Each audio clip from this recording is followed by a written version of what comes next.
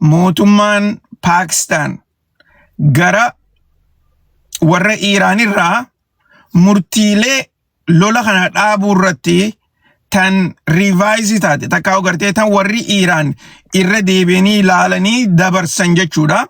Gara Ameerikaadhaa erguu isaanii miidiyaaleen gabaasaati turan. Akkasuma sanitti mootummaan Ameerikaadhaatis amma odoon ani live ol hin bahin anuma live ol ba'uu deemu kana jechuudha. Deebii godhaniiti jiranii deebiin isaanii maal akka fakkaattu irraa inni isinii muutaa. Itti aansuudhaan dooniileen Iiraan takkaa'u markaboonni gaazaa gurguddaan kan Iiraan guyyaarraan tanaa uggurrii Ameerikaan bahara irratti irra keeysesan cabsuudhaan karaa poortii isaanii ol seenaniiti jiran jaaniitii odeessaa jiran. Akkamitti akka taate sanirraa isiniif ni muutaa.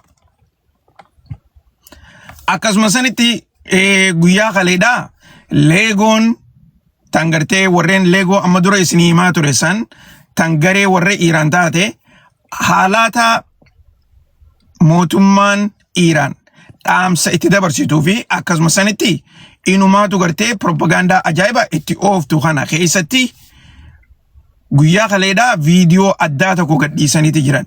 Viidiyoon san akkuma gartee inni jedhutu warri Dubaay keessaa baqachuudha qabanii inumaatu United Arab Emirates akka jirtutti ni barbadeessinaa ja'aniiti dhaamsa dabarsanii jiran. Dhaamsi kun eessarraa akka dhufe isiniifin himuu ta'a. Akkasuma sanitti mootummaan Pakistan waraanota siidaa 8,000 akkasuma sanitti xayyaarota lolaatii fi raadaarotaa fi sistema misaa'ela buusullee fuutee Suudi Arabiyaa geessiteeti jirti. Wanni as deemaa jiru maalidha? Rakkootamiitu Suudi Arabiyaa akka malee yaachisee jira ja'aniiti odeessaa jiran. Tanarraa waan isinii himutu jira. Qabxii guddoon arraan tanaa mootummaan Ameerikaatii fi warri Israa'el Iiraan haleeluudhaaf yoo xiqqaate sa'aa 24 irraa ilaa hanga sa'aa 48 keessatti lola fuula addaatiin haalaan jabaa eegaluuf deemanii ja'aniiti odeessaa jiran. Sanirraayis oduulee adda addaataniin isinii himutu jira. Tanaa fi oduulee biraatis harkaan isinii qabaa. Irra hedduun isiidha, breaking news idha. Guutumatti harka keessaniin taap godhaadha, share godhaadha. Egaa karaa gartee gruupilee adda addaa keessattis ergaan isiniin ja'a. Na dhagayaa jirtan.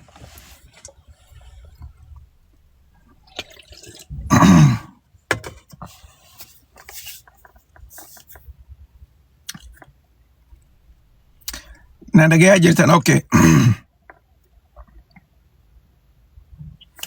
Tolega, mee dursoo waan takka takka isin garsiiseetiin achi booda karaa oduu teenyaatichi dabarra.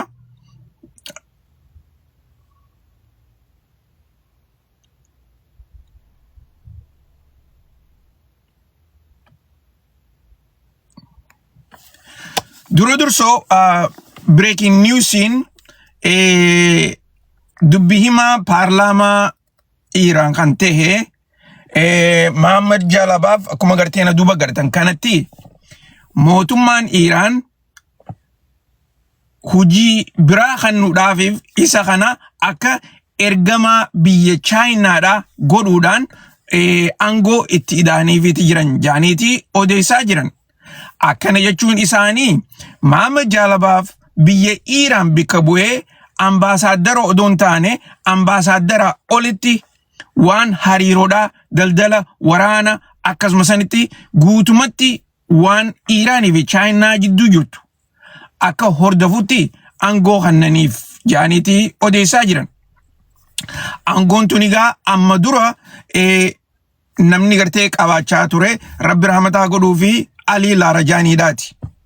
Ali Laarajaaniidhaa akkuma gartee amma durallee mana keessatti odoo inni du'in dura isinii himaa turetti nama gartee addunyaa irratti keessaafuu diploomaasii diplomatic circle gubbaa keessatti haalaan dinqisiifama nama gartee yeroo dheertuu mootummaa Iiraan tanaa fi level adda addaa keessatti masis biyya keessatti illee hojjechaa ture warreen isaa wajjin hojjetanii fi inumaatu karaa diplomaasitti haalaan kabajaa guddoo nama qabaniif tokko jechuudha. Akkasitti gaamma Muhammad Jaalabaaf bikka isaa bu'eeti aangoo tana guyyaa kaleerraa takkaugaa arrarraa eegalee hojii tana gaggeessuudhaaf deema jedhaniiti gaa odeessaa jiran. Wanni tuni karaa diplomaasiitti waa hedduu agarsiifti. Akkana jechuun mootummaan Chaayinaatii fi Iiraan hariiroon isaanii hangam takka jabduu akka taate qofa odoon taane inumaatu sadarkaa olitti ol kaasuudhaaf keessaafuu guyyaa pirezidantiin Ameerikaadhaa Chaayinaa dhaqee achitti marii godhan sanirratti pirezidantiin biyya Chaayinaadhaa Xi Jinpingiin nuti waan Iiraan keessaafuu hariiroo nuti Iiraanii wajji qabnu tana tuquu hin barbaannu ammaasis daldala yeroo dheeraadhaati waliin qabne jedhee pirezidantii Ameerikaatiif deebisuu san Ameerikaallee xiqqoo malee yaachifteeti jirti jaaniiti odeessaa jiran. Dubagaa kanarratti karaa ammaan tana mootummaan Iiraan itti tarkaanfachuu barbaaddu qofa odoon taane naannoo Eastern fi Western Asia kana waliin hidhuudhaan jabeessanii karaa Silk Road kan jedhamu kan gartee mootummaan Chaayinaadhaa doolaarota biliyoona meeqan itti baaftee tolchaa jirtu kana daranuu katti jabeessan jechuudhaa fi inni gaa yeroo ammaan tana hojii tana karaa pirezidantii biyya Iiraaniin aangoorra kaayame akkasuma sanitti Ayatullaanis isa kana gartee akka bikkasan fudhatu duruun AB godheefi jira jaaniiti odeessaa jiran.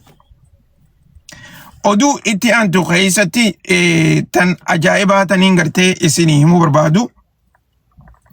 Mootummaan Ameerikaadhaa marii Iiraanii wajjin godhaa jirtu kana keessatti qabxiilee 5 lafa keessee jirti. Qabxiileen 5 kuni wanni nuti isinirraa barbaannu. Kunigaa Hormuz qofa odoon taane guutumatti waan hariiroo isaanii kana yaada kana fuuteeti mootummaan Ameerikaadhaa Chaayinaa birallee geessitee akkasitti Xi Jinpingiin mari'ataniiti turan.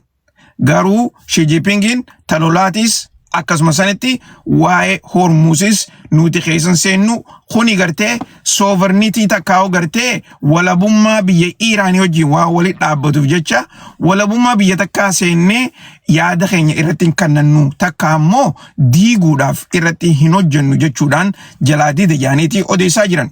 Kana keessatti mootummaan Ameerikaadhaa guutumaa guututti waan Iiraan godhuu barbaaddu Hormuz irratti akka duuba deebitu akkasuma sanitti niwukilaroota Iiraan kan paawundii takka gabbisaa niwukilaraa gabbisaa yaaniini warreen gartee gama keessaatti naa himtan inni immoo akka faranjiitti gartee enrichmentiidha.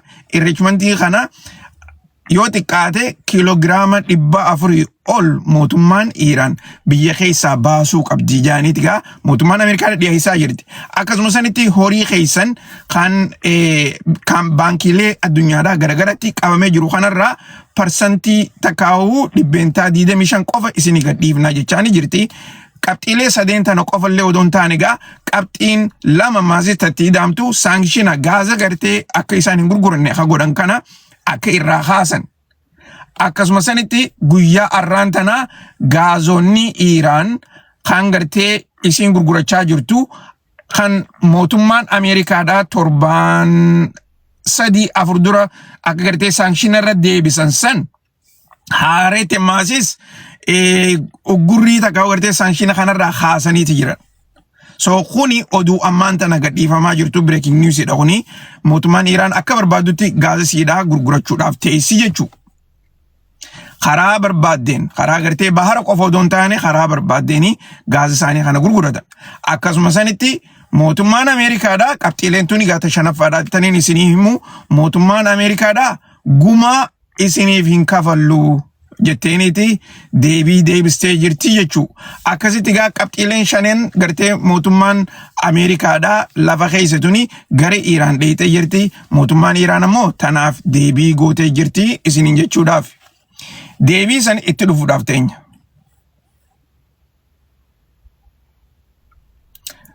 Okay.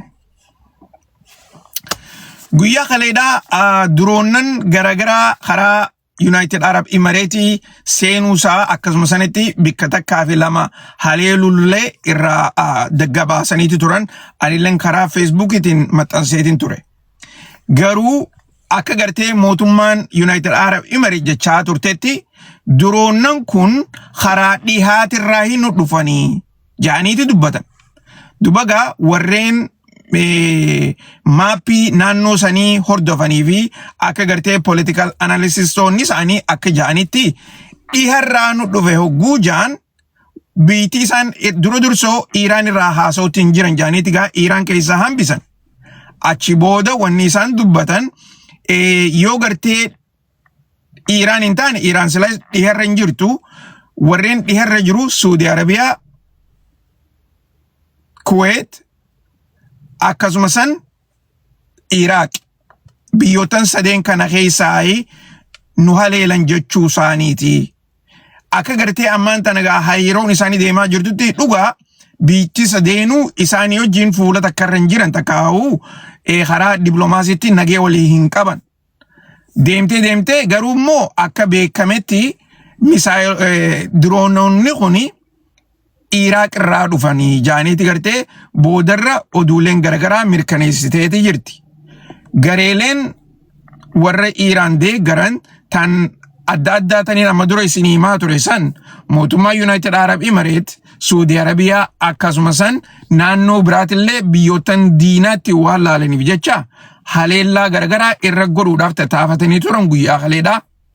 Saudi Arabiyaadhaas diroonnan itti erganiiti turan diroonnan Saudi Arabiyaadhaa cinaa isaanii buusnee jira cinaa isaanii immoo samii irratti dhooynee akkasitti gartee waan xixiqqoo takka barbadeessan jaaniiti odeessaa jiran.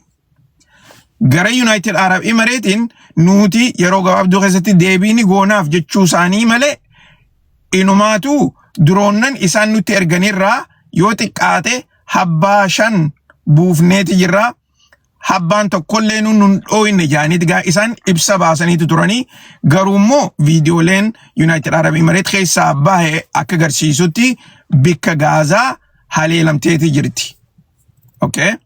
Tana gartee gaa eegaan isinii hime booda akkuma gartee na duuba gartan kanatti gareeleen warra Iraan tan Lego gootu akkuma gartee asii gartan kanatti kuni war itti gaafatama takkaa'u gartee nugusticha biyya United Arab Emirates sanii ha Dubai namticha Dubai sanii isaa fi gartee warreen Ameerikaa TV warreen isaan gargaaru jechuudhaaf akkana godhanii isaan kun maqaa sobaatiin Habibi come to Dubai jechuudhaani biyyoottan addunyaa tana sobaa turanii jarreen kuni feekiidha.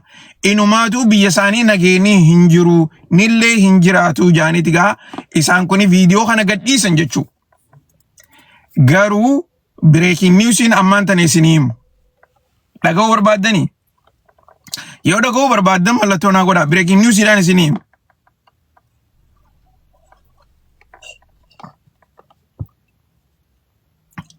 No isaa miti lakki.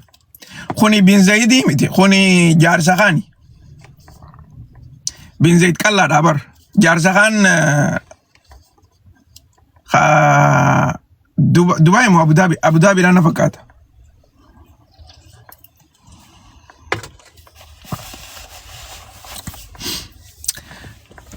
Qopheessanii isiniif ni himaa breaking newsiidhaan isinii himu.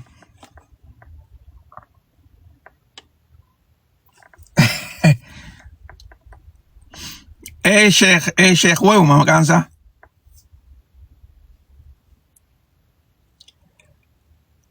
Okay, so breaking news idhaan isinii.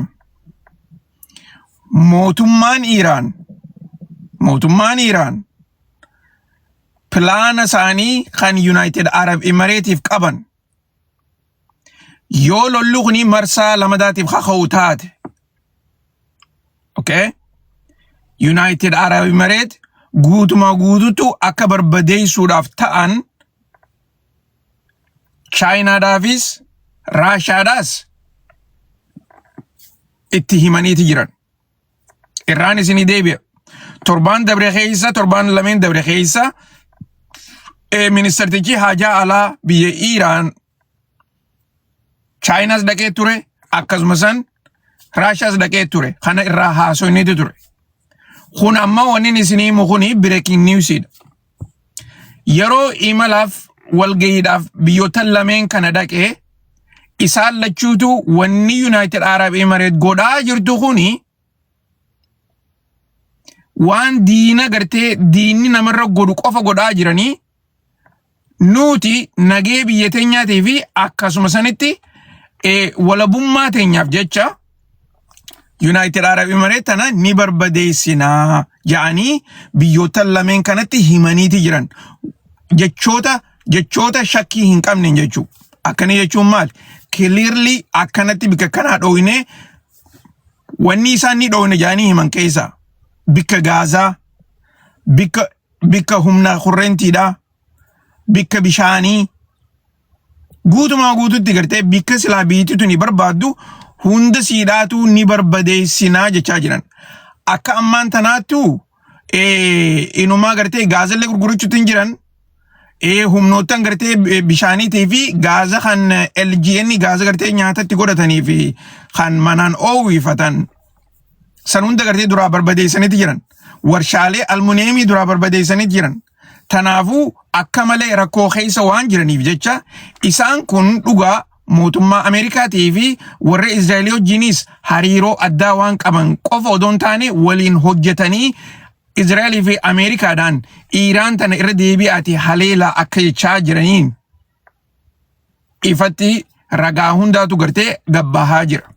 Dubagaa kanarratti mootummaan Iiraan Raashaadhaa fi Chaayinaa irra deebiteeti itti himtee jirti. Akkana jechuun isaanii maali? Yoo dandeessan odoo lolli kun hin kaane jara kanaan adaba gorodhaa ja'aatii nurraa gaafadhaadhaa jaanii Chaayinattis himanii jiran akkasuma san Raashattis himaniiti jiran.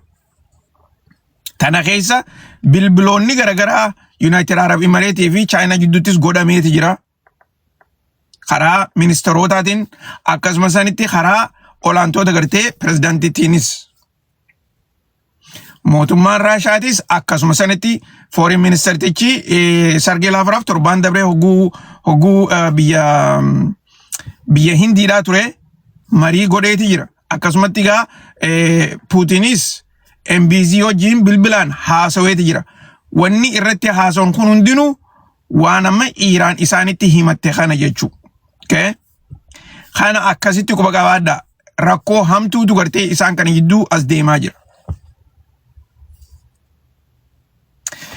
Naragaa jirtanii mi dhiyaadhaa warreen gartee amma dhufaa jirtan hundinuu harka keessaniin taaptaap godhaa, koppiliin godhaadhaa, sheer godhaadhaa.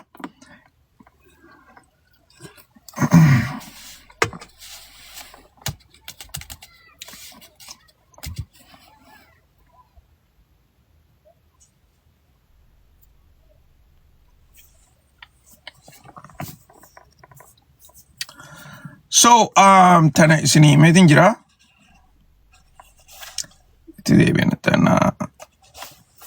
Okay. Guyyaa kaleedhaa itti gaafatamaan waraana Iiraanii fi akkasuma san IRGC kan gartee Khamenei gorsu jechuudha. Itti gaafatamaan ol aanaa security biyyaa jechuu. Okay. Inni miidiyaa isaanii gubbaarratti ibsa godhaati ture.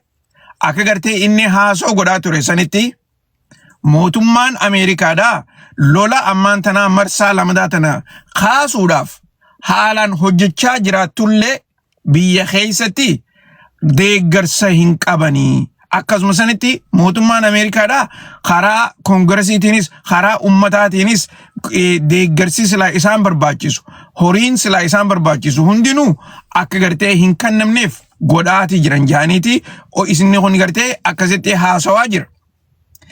garuu mootummaan Ameerikaadhaa garasiitiin lola kanaaf qophaa'uu bira dabartee inumaatu xayyaarota lolaa kan gartee biyya Israa'el keessa jiru irra hedduu isaanii Israa'el irraa karaa Yuurooppiidhaa gaggeessaati jiran. Okay? Guyyaa lameen dabre kana xayyaarota hedduudhaatutu Israa'el irraa karaa Yuurooppiitti baqachaa jira. Yeroo amma duraa hogguu akkanatti xayyaaronni Ameerikaadhaa Israa'el irraa karaa Yuurooppiidhaa baqatan. Achi booda yeroo gabaabduu eeganiituma lolatti seenan jechuu. Wanni gaa kana godhaniifis Iiraan waan gartee Israa'el haleeluu dandeessuuf jecha akka gartee amma duraatti xayyaarota Ameerikaadhaa akka duraa hin haleelleef jecha karaa Yuurooppiidhaa oofaa jiranii jaaniitii odeessaa jiran. Akkasuma sanitti waraanni Ameerikaadhaa karaa doonilee waraanaa gurguddoodhaanis qophii akka godhaa jiranii fi inumaatu ajajoonni waraana Ameerikaadhaa guyyaa kaleedhaatis marii addaa akka godhaa jiran miidiyaaleen gabaasaatii jiranii jechuu. So wanni hundinuu lolli kuni gartee akka ka'uudhaaf deemu qubalaachaa jiran. Tana jidduu wanni gartee akka malee nama ajaa'ibsiisaa jiru takka keessaa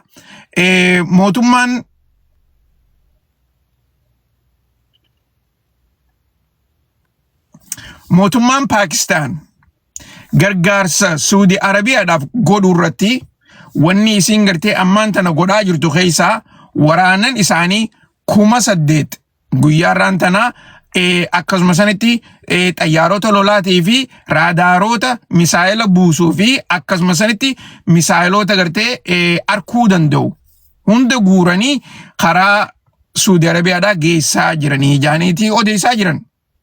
Kanarratti hariiroon Pakistaanii fi akkasuma san Saudi Arabiyaa Pakistaanii fi Iiraan jidduu jirtu haalaan akka jabduu taate amma durallee irraa odeessineeti jirra. Inumaatu guyyaa kaleedhaa interior ministeerri biyya Pakistaan kan gartee ministeerri biyya keessaa jechuudha. Ifiisaatiif imala Iiraan ture achitti pirezidaantii biyya Iiraanii wajjin marii godhaati ture. Sanirratti mootummaan Iiraanis qabxiilee lola kana dhaabuu irratti irra deebi'anii ilaalanii gartee sirreessan takkaa'uu rivaayizii godhan qabateeniiti dhiyaateeti jira. Kana keessaa garagaa mootummaa Ameerikaadhaa as dabarseeti ture ganama kana. Reefuun tana garuu immoo daqiiqaa muraasa dura sa'aa takka akkana dura mootummaan Ameerikaadhaa wanni Iiraan dhiyeessite kuni fudhatama hin qabu jechuudhaan didaniiti jiran. Okay?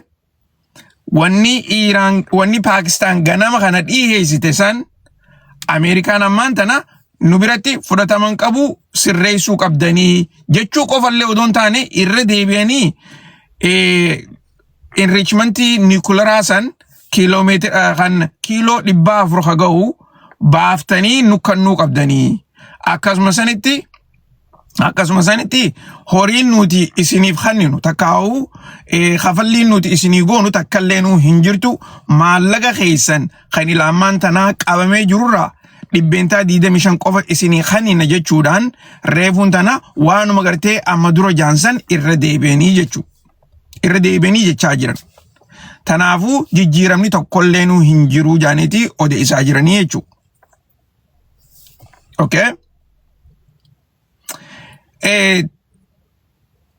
Tanaafi tana jidduu wanni takkataniin isinii himu mootummaan Yaman guyyaa kaleedhaa droona Ameerikaadhaa kan duraan Yaman keessa dhaqee gartee haleellaa ajaa'ibaa godhuudhaaf qophaa'e dhawanii buusuu isaanii ibsaniiti jiran. Droonni isaan dhawan kuni droonnan xixiqqaa gartee kan akka warra Iiraanii fi Hizbollaa kana odoon taane droona guddaa kan doolaara miiliyoona 20 ga'u akkasuma sanitti isaa misaayilota gartee firratti ba'atee deemu jiru dhawanii buusa. Akkasuma sanitti gaa droonni kuni ifii isaatiif balbaleeti garuu misaayilonni irra jiru san hin rukutamne akkasitti gartee isaan lafa jiru warreen gaa waraana huusiidhaa kan ta'an achi dhaqanii bikkatti buusan san dhaqanii guututti gartee viidiyoo irraa waraabaniiti sooshaal miidiyaa gubbaarra olii gad oofaa jiranii jechuu.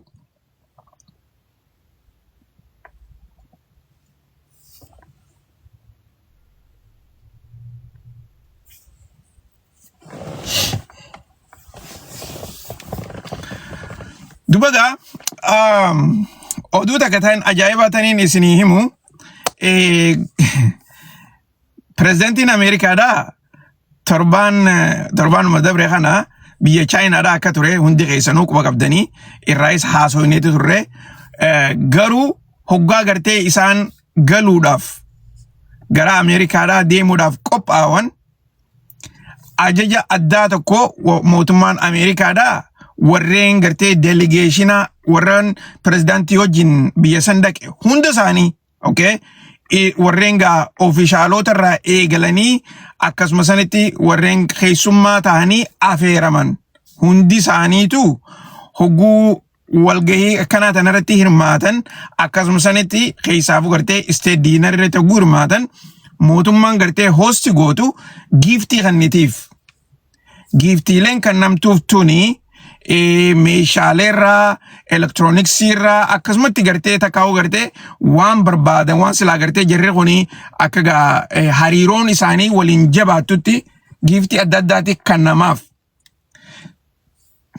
Yeroo duraatiif mootummaan Ameerikaadhaa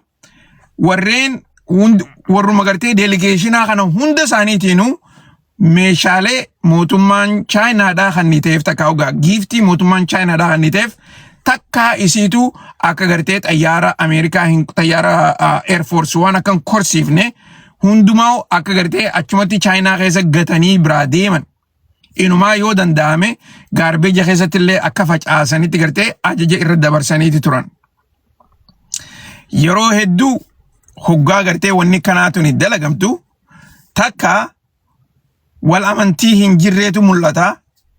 Lamada inumaatu gartee walgahiin dhaqaniiftunu akka mijjuu hin ta'in nama gartee ati jibbansa qabduuf takkaa'u gartee waan ati dheeyxeefirraa waan hin arkatin jecha giiftii isaan sii kannan fudhattee hin deemtun giiftii san akkuma gartee namni irraanfatee achi dhiisee biraa deeme takkatti dhiisanii deeman garuu immoo mootummaan Ameerikaadhaa warreen gartee dura deemtoota kaampaanii gurguddaadha akkasuma sanitti warreen delegeeshinoota kana keessaa ministeerota irreedduun isaanii sekireetarii dipaartimentii adda addaa gaggeessuu fi yoo xiqqaate nama 100 oli warri gartee akka gartee bikka bu'ootaatti pirezidantiidha wajjin walgahii san irratti hirmaate.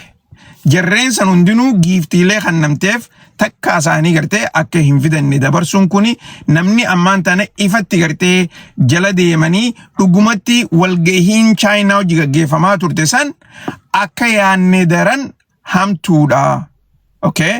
Wani nuti yaanne waan takka garuu immoo dila kana hamtuudha jennee hin yaanne jedhaniiti gartee odeessaa jiraniin isiniin jechaa jira. Ifaami wanni jechaa jiru kun.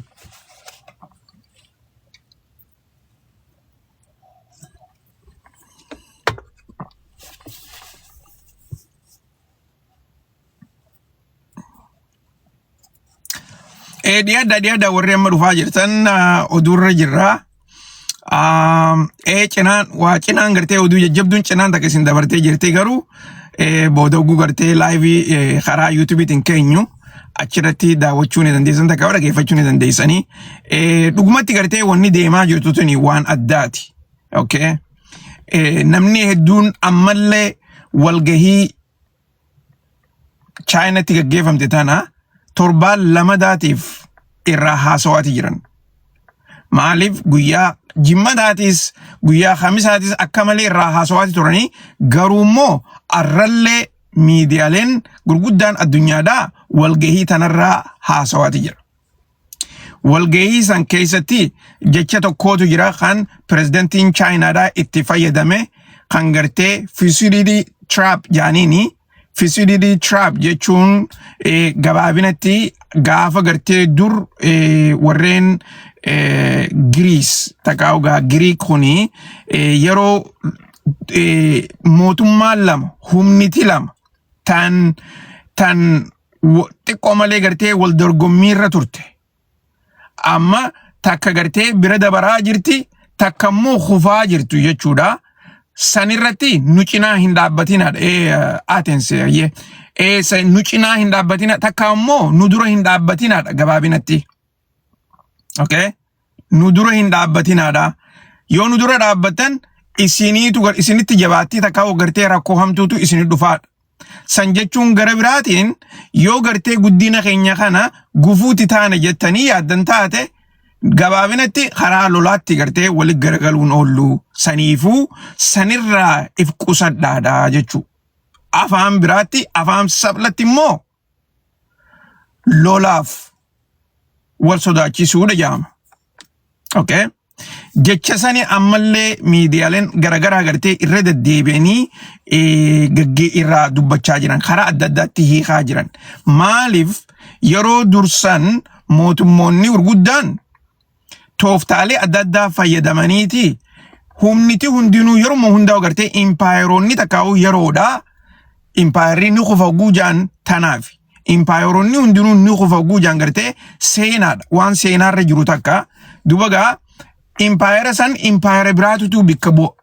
Magaa fakkeenyaaf Chaayinaan karasiitiin nuti impaayera ta'uu hin barbaannu jaaniiti haasawaa jiran. Ilaa ammallee garuu immoo torbaan dabree kana keessa jechoonni gartee Xi Jinpingin itti fayyadamee haasawaa ture san dhugumatti jechoota gartee haalaan warra dhiyaa kana sodaachisu.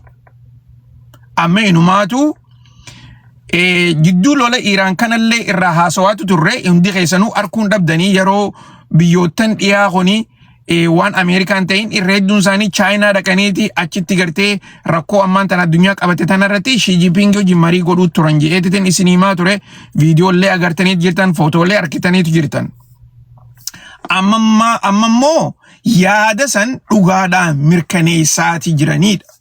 Inumaatu akkaataa pirezidantiin Ameerikaadhaa achi hogguu dhaqe san itti akka gartee gaxaantummaatti itti laalamuu qofa odoo hin taane gaxaantummaatu pirezidantiitu mul'ate jedhaniiti odeessaa turan. Akkaataan inni Xi Jinping dura taa'ee itti haasawaa ture sanii fi qabxiileen inni dhaqeef san odoo galman gahiniif odoo waa takkallee itti waliin galin dhaqee achirraa harka qullaa galee. Okay? Tanaatu gartee rakkoo fuulduraa keessa inumaatu mootummaan Chaayinaadhaa akka barbaaddutti gartee akka addunyaadhaaf biyya stabilize gootu jechuudha. Takkaa gartee humnoottan addunyaa kana akkaataa furmaata nagayaa itti argachuu danda'aniif deebii akka taatutti namayyuu isii tana daawwachaa jira jaaniiti irraa odeessaa jiranii jechuudha. Kana jechuun mootummaan Ameerikaadhaa akka duritti gartee harka siidhaa hududuuba qabattee takkaa'u gartee eegee siidhaa luka duddeeffattee deemtiidhaa miti. Okay? Mootummaan Ameerikaadhaa ammallee humna guddoodha. Inumaatu gartee humniti waraana Ameerikaadhaa kaampiilee waraanaa addunyaa tanarraa bikka hundarraa qaban. Kuni Ameerikaa if duuba hin deebisu. Ameerikaan hamma dandeessutti ikoonomii Chaayinaa tana takka gabaabsu takka ammoo akka gartee isaanirratti irkatan odoon taane akka inumaatu gartee daldalli isaan keessa dabru godhuudhaaf tattaafachaati jirti. Kana keessatti maali? Biyyoottan Chaayinaa wajjin hariiroo qaban akka gartee Iraan kana fa'aa barbadeessuu diiguu yoo danda'anis akkasuma sanitti gaazni kuni biyyoottan rakisha gurguru kanarraa akka karaa barbaadamutti biyya Chaayinaa isa kan ta'in inumaatu albudaalee garaagaraatirraa akka miidhaan dhuftu irratti hojjechuudha. Fakkeenyaaf wanni takka gartee tan namayyuu irraa haasawaan jirre tan ammaan tana guyyaarraan tanaa gabbaate keessa mootummaan Awustiraaliyaatii fi mootummaan Chaayinaadhaa yeroo dheertuudhaaf albuudaa walii gurguruu irratti albuudaa hedduutu biyya Awustiraaliyaa keessa jira. Albudaalee kana kaampaanii biyya Chaayinaadhaa torbaatutu walii galtee mootummaa Awustiraaliyaatti hojii godhanii albuudaa tan yeroo dheertuudhaaf bitachaa turan. Dhiibbaalee mootummaan Ameerikaadhaa harka lafa jalaatiin godhaa jirtutti guyyaarraan tanaa kaampaaniin Awustiraaliyaa san mootummaan Awustiraaliyaadhaa kaampaanoota Chaayinaa saniif horii isaanii guututti deebistee fi hulii booda hariiroo walitti hin qabnu jetteeni adda bahaniiti jiran. Kuni maali? Haalata agartee mootummaan Ameerikaadhaa harka lafa jalaatiin hojjechaa jirtu irratti waan gaggeeffame jechuudha. Kana keessa gaa daldalli kuni asitti hin dhaabbatu. Lolli kuni gartee karaan akkumaan isiniin jee bahara raakeeti karaa lafatti ol deebi'uudhaaf deemaan isiniin jee. Keessaafuu gartee karaa mootummaan Chaayinaadhaa irratti investi godhaa turte amata 15 dabre kana keessatti. Karaan namni hedduun gartee irraa haasawaan jirre Road and Belt Initiative System jaanii gartee irratti hojjechaa jiran. Tokko san. Kaan ammoo Silk Roadidha. Silk Roadin kun gartee Eastern Asia keessa qofatti hafa. Inuma Eastern Asia fi Western Asia waliif fida.